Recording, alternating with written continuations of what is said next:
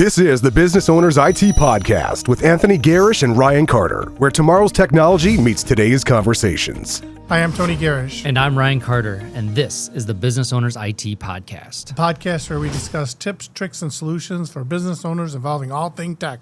Here it is, episode 60, where we're going to kind of detonate an email. I have a different little idea about it because, well, something got under my skin recently. But before we go any further, I know, Tony, we've talked about Evil Jinx before in a few other podcasts. Can you kind of take us through what's going on? Yeah, so what Evil Jinx is basically it's a proxy, right? So you send a link, you click on a link that goes to Evil Jinx, which is a proxy, and then it takes you to a real link like your Office 365 or your Gmail or your bank or LinkedIn, or maybe your school website, or maybe Yahoo, anywhere. But anyways, the main purpose of it is to steal your security token so that it can be reused to act as you. Okay. All right. That makes sense to me. Now, so I was having dinner last night. Okay. And my parents decided they invited the jerk brother over. And this guy, just full of himself. Okay. Like, there's this internet meme out there, this guy with the hat backwards, this guy right here. He acts and looks and is just like that guy. I can't stand him. So anyway, we're talking. He's got his cool company. He's all excited about it. Thinks he's going to get a big investment, all this stuff, blah, blah, blah. And then I start talking about cybersecurity. Guess what this guy says? What does he say? Our cybersecurity is so good, we can't get hacked. And I'm like, are you sure, bro? He's like, yeah, man, this can't happen to us, dude. Come on, blah, blah, blah. I do it all myself, man. It's perfect. Yeah, we can't get hacked. So guess what?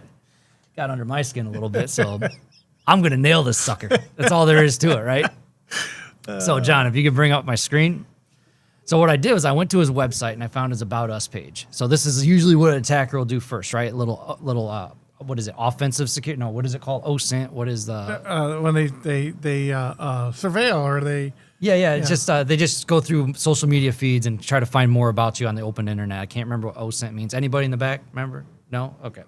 Anyway, so I found his About Us page, and I'm like, reconnaissance. So I'm like, oh, look at this jerk, right? Look at him, nice gold chains, got his Ferrari in the background, all this crud. I mean, this looks like something AI would make. Anyway, found his email address. Super cool CEO at whatever that is, Anyhoot, I was like, so how am I going to get this guy? And I know Tony has been talking about Evil Jinx. So I'm like, how do I set up an Evil Jinx portal? Guess what I did in less than 2 hours? Set up an Evil Jinx portal. So now you guys can see this fancy little scripty looking thing I got here. But then it's like, so how am I going to get them? And I remember Tony talked about a fake URL to get there. Yeah. All right. So if you look here, let's see here. If I go to my config for my Evil Jinx portal, there's my fake URL. That is not my fake URL. It is this one right here. So I just made up something by typing it in, paid 99 cents, done. Bought myself a domain. A lot of times, Tony, what do? What kind of domains you usually see? So I would create a domain that would impersonate you or look like your domain. So if you have an I, a capital L looks like a capital I. So even Unique Computing Solutions, if you change the I to an L and you set it all as caps, it might look. But they're going to create a lookalike domain, or they're going to be a domain that's like one character different, and people don't notice. All right. So back to my awesome jerky brother. So anyway, I was like, so what can I do here? I knew he was looking for investments. He talked about that, and he's ready to go. He thinks his company's got the most perfect product in the world. So I fashioned an email that looks just like this one that I sent from a fake Gmail account called letsgettheceo@gmail.com.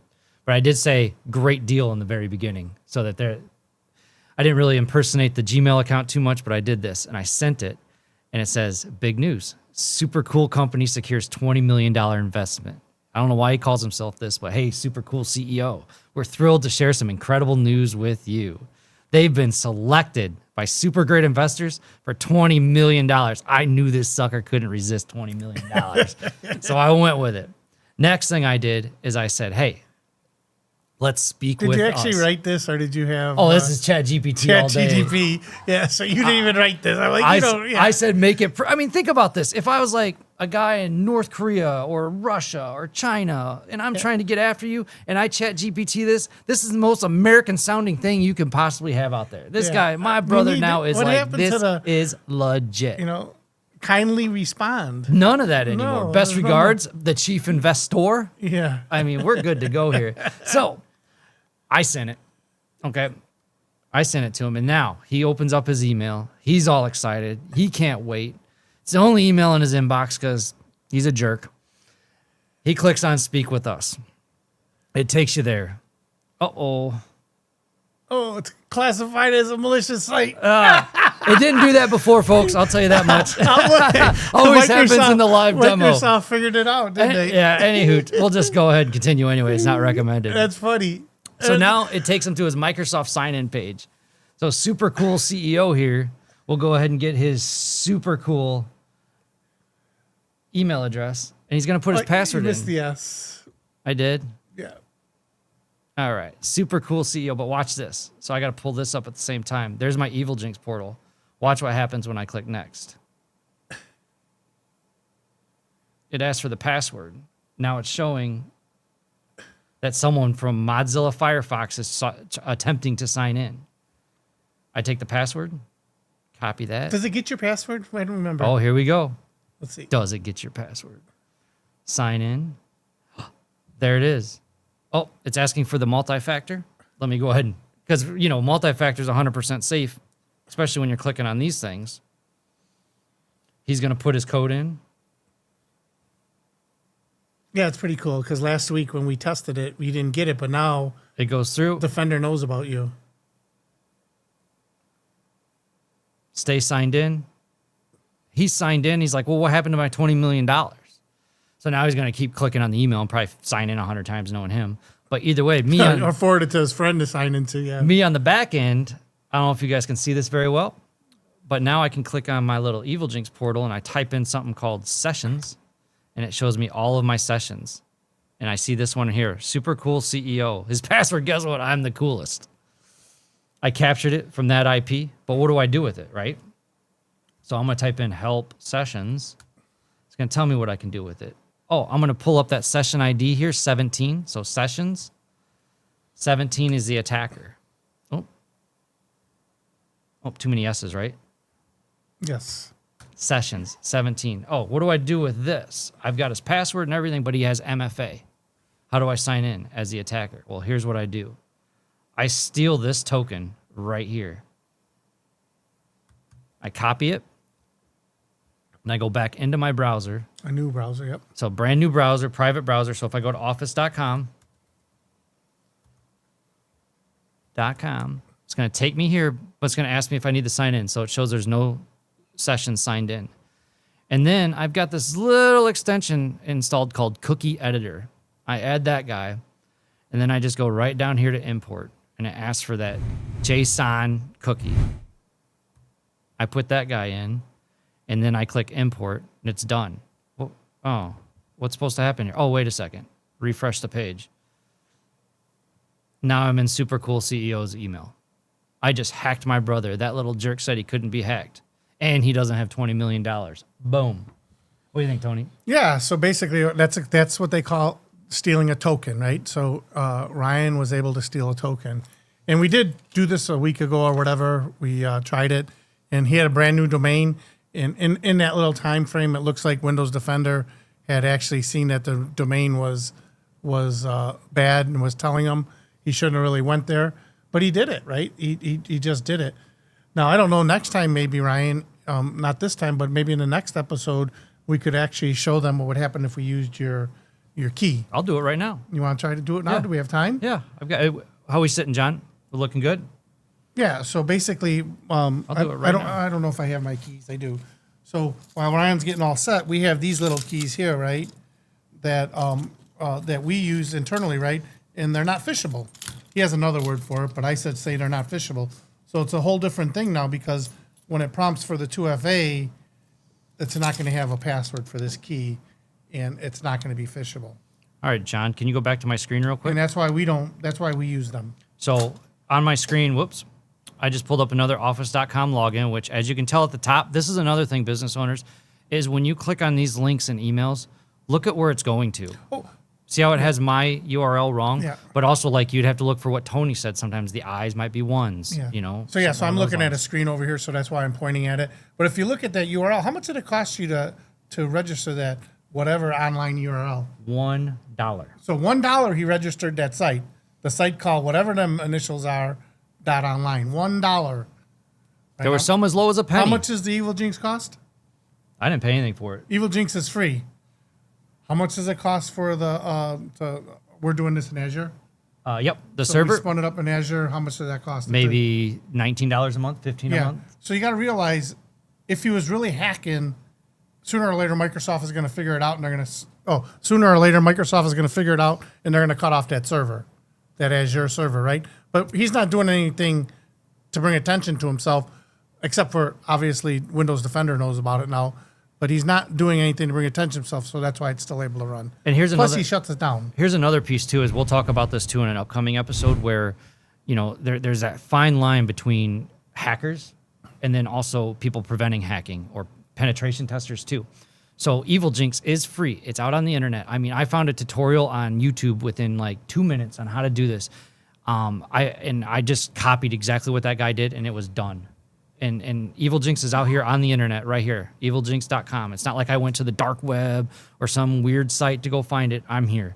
Yep. And they show ways to get it. And then there's other people with all the tutorials on how to find it, and, you know, and how to get it done. And it's so easy. Yep. So anybody can do it. The kid next door can do this. Okay. That's how easy it is. So anyway, I'm going to go ahead and sign in. Now this time he's using his real email account. Yep, this is me. So we'll see the Evil Jinx as I'm doing it. So it shows the login, and it shows me attempting. So I'm going to just use my worker school account, and it goes here. But look, if you notice my username, there is no username. It's a token. Right. That's important. The next part is I'm going to use a security key like Tony showed you. Mm-hmm.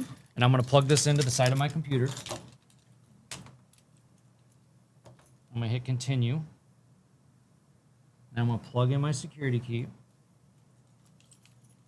Too many keys on my keychain. There we go.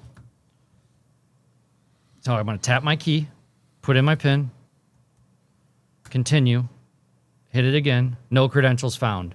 No credentials were found for the website login.whatever I bought for $1.online on this security key. So I could not get into that fake site with my security key. Right. These non-fungible tokens, FIDO keys or security keys, whatever you want to call Passkeys it. too. Yep. Passkeys. These are where it's at. YubiKey makes these things. You can get them anywhere.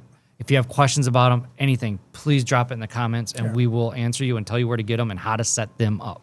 Yeah, and the other thing too is, you know, for some people these may be overkill, but for companies like us, like IT companies or somebody like us, where, you know, our customers could be greatly affected by a breach, you know, it's not a question to me. You have to do it. I mean, you have to do it. You have to make sure that as an IT company that we cannot be phished. No. And all of our employees are required to have one of these to get into our stuff. Because just think, if we got phished just like he phished his brother, right? If we got phished on our security tools, right? They would be into our tools as, you know, one of us, right? That would be terrible. Yep. All right. Well, I guess that kind of wraps up the Evil Jinx. Yep. So, Do you have anything else? nope. Tip of the week. Watch those URLs and just don't click on anything in your Yes. email, especially if you don't know where it is or where it's coming from. If someone's asking you for money or telling you got money or your tax documents are ready or your shareholders' documents are ready, just call the person, figure it out. Don't look at the URLs. Just call us. I'll do it for free. I don't care. I don't want you to get hacked. The other thing too is, like, if it's from your Bank of America or Chase, or if it's from, you know, some place that you normally do work with, like Edward Jones or something like that, you know, close up the email and just go to the website. Go there yourself. Go to Chase. Go to Bank of America. Go to Edward Jones. You know, go to that site yourself and log in. And you know, usually they're going to have a thing up there with an exclamation that you got a message or something like that if you're unsure. Or simply pick up the telephone and call them. Yeah. I mean, we proved how easy it is to set up. and we also proved, we basically proved how easy it is to set up. Yeah. And that, and using ChatGPT, how much easier it is now to sound not like a guy from Africa asking you for money because they're a prince. Right. know? Yeah. So yeah, they got there's you can do a lot cleaner emails. Yep. So be careful out there. Yep. All right. Thank everybody for tuning in, and if you have any comments, leave them down below, and we look forward to hearing from you, or look forward to presenting to you next time. Sorry. A little tongue-tied, no problem. Yes. We'll see you next week where we talk about rubber duckies and show you one of our cyber heroes, Austin Hewish. Thank you. Unique Computing Solutions. Your IT challenges solved.